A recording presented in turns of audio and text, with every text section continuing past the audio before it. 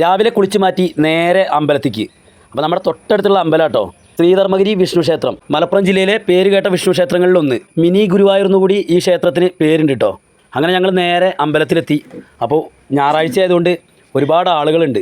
നമ്മുടെ സുഹൃത്തുക്കളും അതുപോലെ തന്നെ പുറത്തുനിന്നൊക്കെ ഒരുപാട് ഭക്തർ വരുന്ന ക്ഷേത്രമാണ് കേട്ടത്. അപ്പോൾ എല്ലാവരോടും അങ്ങനെ വിശേഷങ്ങളൊക്കെ അങ്ങനെ പറഞ്ഞു. പിന്നെ ഇവിടുത്തെ ഒരു പ്രത്യേകത എന്ന് പറഞ്ഞു കഴിഞ്ഞാൽ, കുട്ടികളില്ലാത്ത ആളുകൾ, ഒരുപാട് ആളുകൾ പറഞ്ഞു കേട്ടിട്ട് ഇവിടെ വന്നിട്ട് തൊട്ടിൽ ഭഗവാന് വഴിപാടായിട്ട് കൊടുക്കാറുണ്ട്. അങ്ങനെ കൊടുത്ത തൊട്ടിലുകളാണ് ഇവിടെ കെട്ടിയിട്ടുള്ളത്.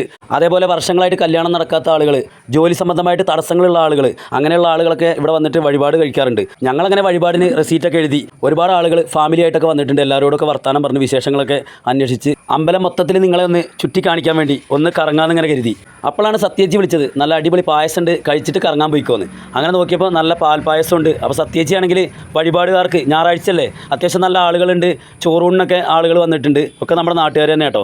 അപ്പോൾ സത്യേച്ചി ഫുള്ള് തിരക്കിലാണ്.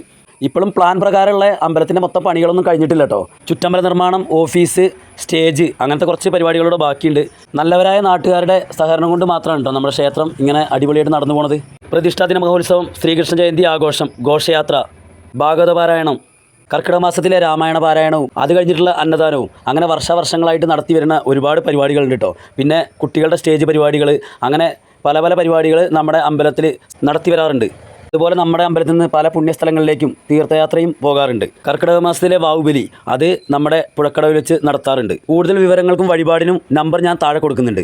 ഈ ക്ഷേത്രത്തിൻ്റെ ലൊക്കേഷൻ വരുന്നത് മലപ്പുറം ജില്ലയിൽ നിലമ്പൂർ പോത്തുകൽ പഞ്ചായത്തിൽ ഭൂതാനം എന്ന് പറഞ്ഞ സ്ഥലത്താണ് കേട്ടോ.